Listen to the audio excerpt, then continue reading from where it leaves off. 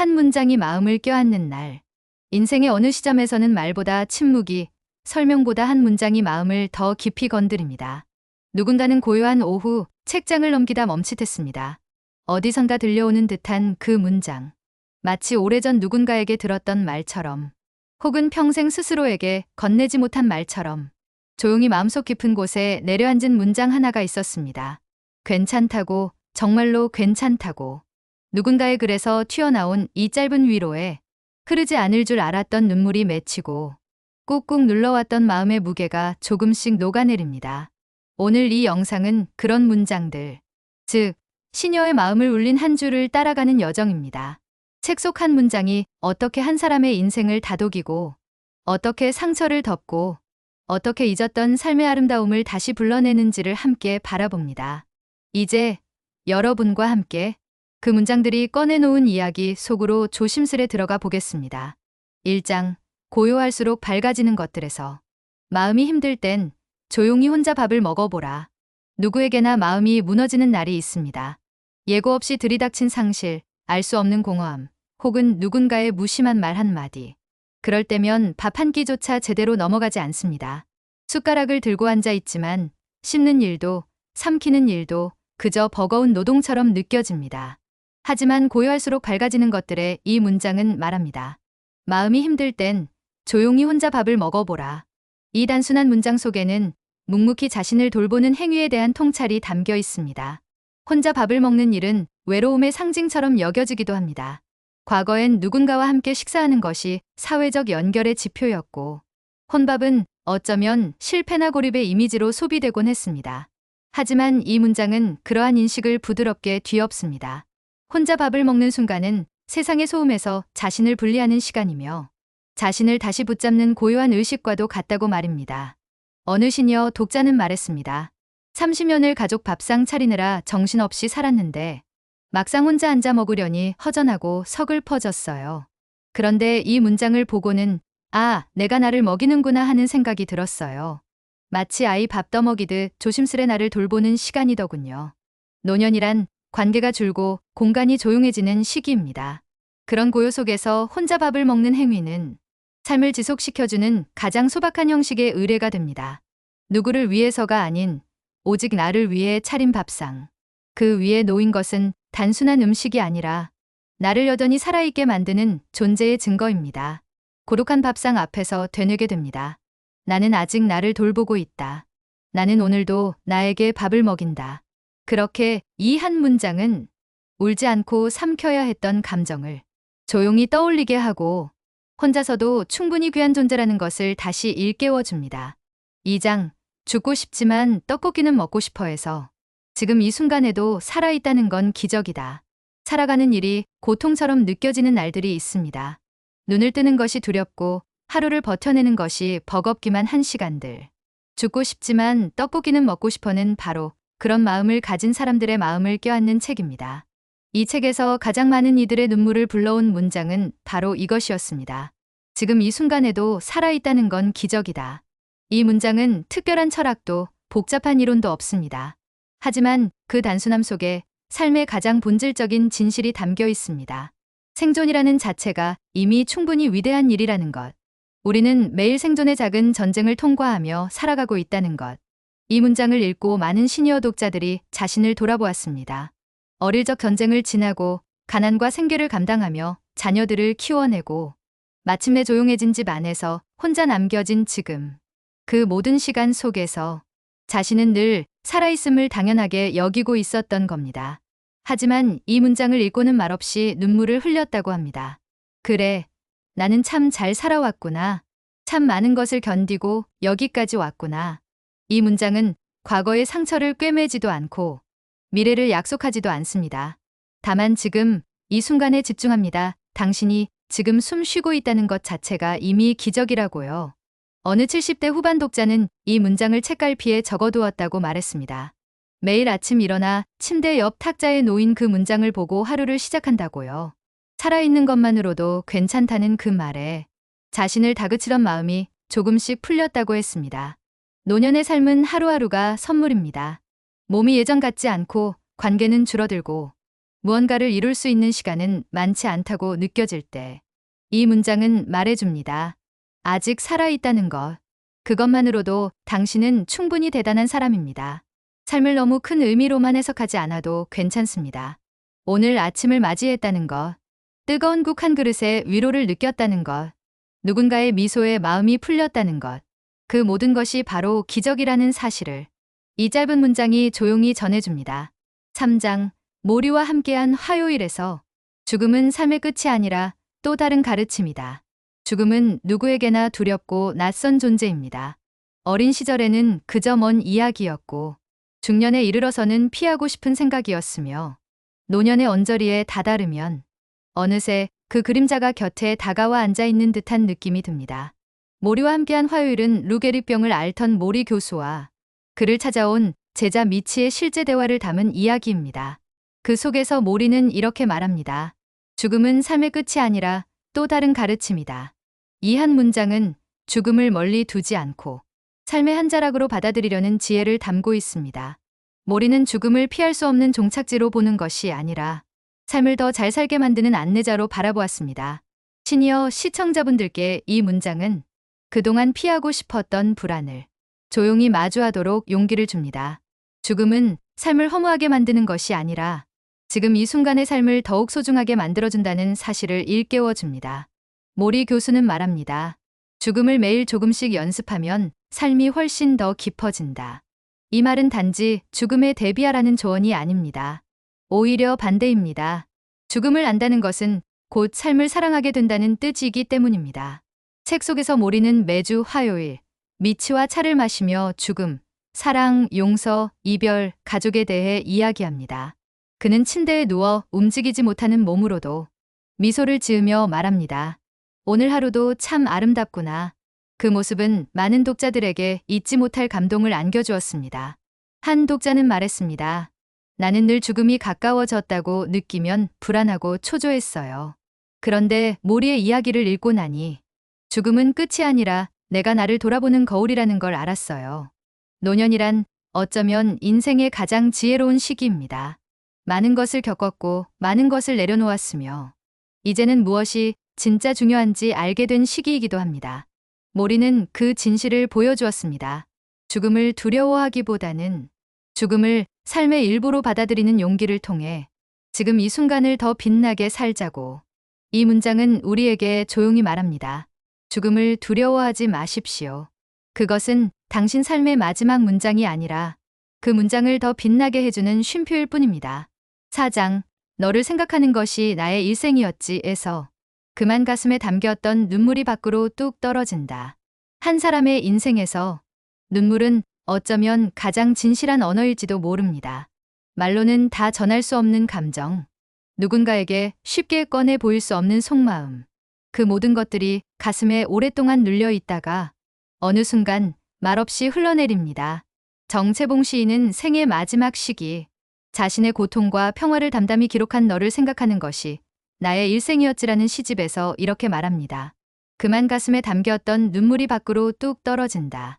이 문장은 마치 오랫동안 꼭 쥐고 있던 마음의 매듭이 스르르 풀리는 소리처럼 들립니다. 시니어로 살아가며 우리는 참 많은 눈물을 꾹꾹 눌러 담아왔습니다.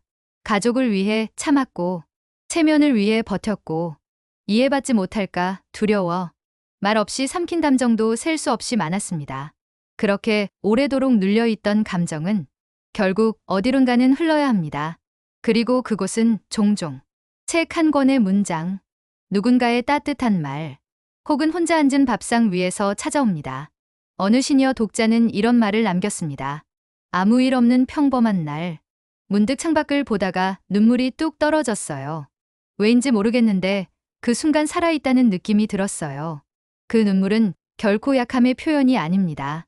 그건 살아왔다는 증거이며 지금도 마음이 살아 움직인다는 증거입니다. 정채봉 시인의 시는 그 어떤 위로의 말보다 조용하면서도 단단한 울림을 남깁니다. 괜찮다는 말조차 하지 않아도 그저 그 문장 하나로 자신을 다독이고 긴 삶의 여정을 품어낼 수 있게 해줍니다. 살아오는 동안 참아온 눈물, 그것이 흘러나오는 순간 우리는 비로소 스스로를 안아줄 수 있는 사람이 됩니다.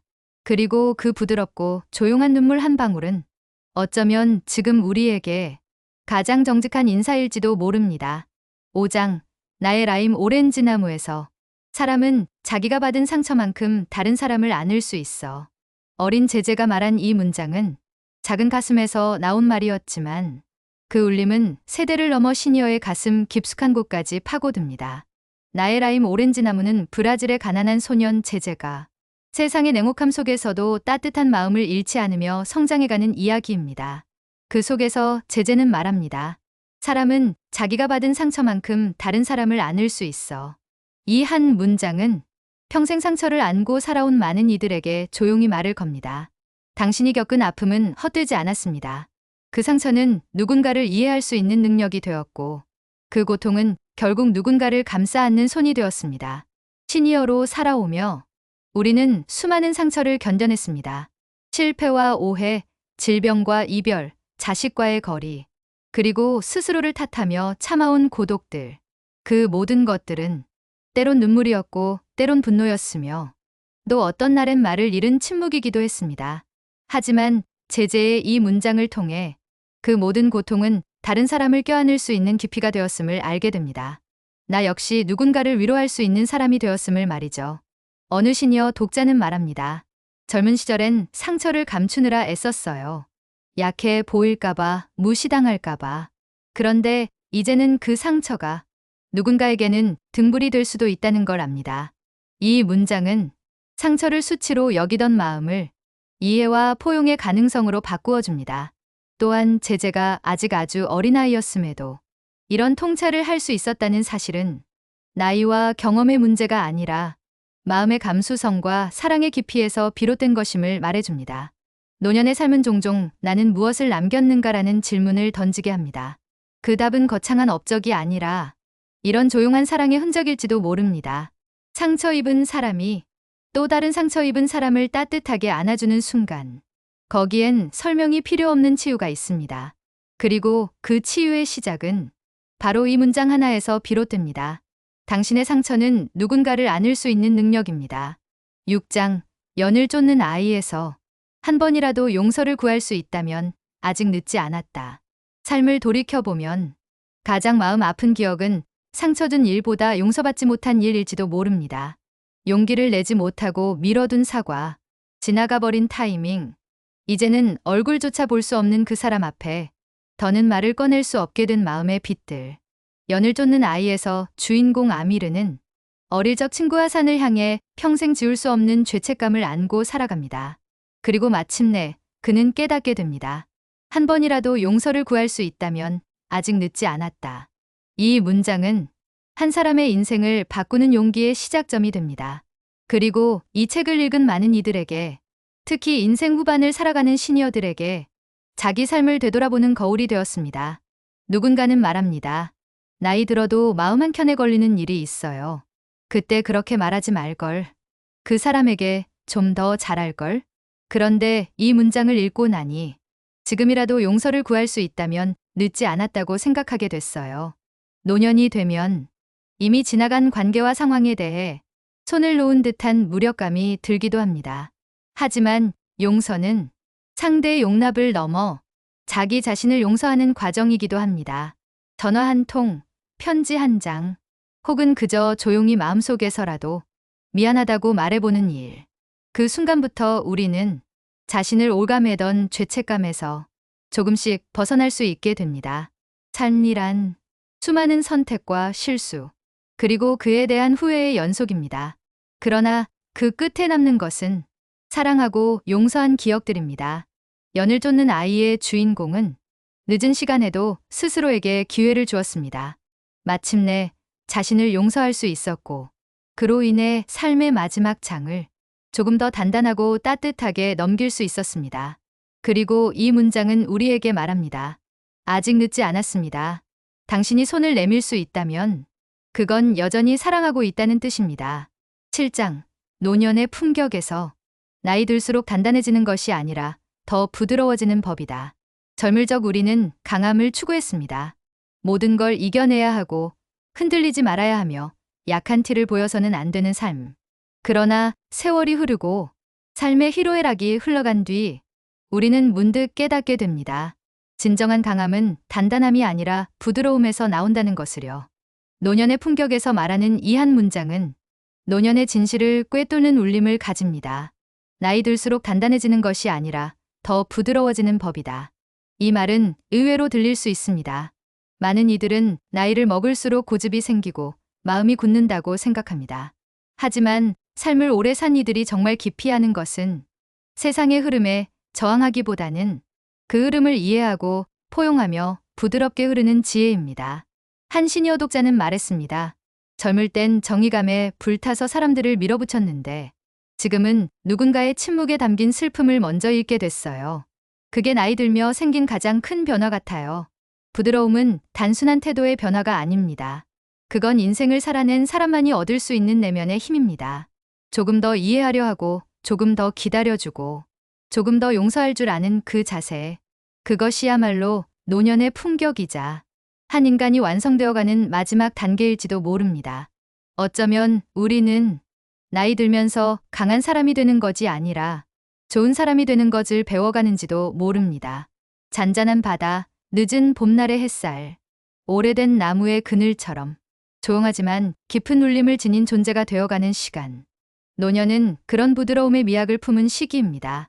자신을 다그치기보다 감싸고 타인을 판단하기보다 이해하며 세상을 바꾸려 하기보다 그 안에서 자신만의 온기를 나누는 시기. 이 문장은 우리에게 속삭입니다.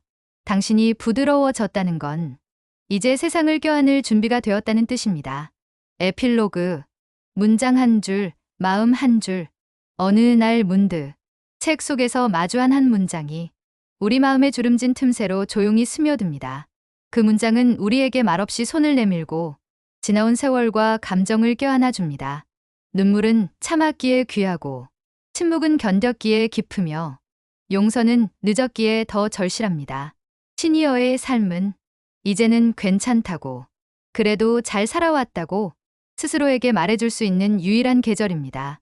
책 속 한 문장들이 전하는 위로는 그저 따뜻한 말 한마디가 아니라 수십 년 인생을 살아낸 존재에 대한 존경의 언어입니다. 이제는 조금 더 자신을 다정하게 바라보며 한 문장으로 하루를 열고 한 문장으로 밤을 감싸 안는 그런 품격 있는 시니어이기를 바랍니다.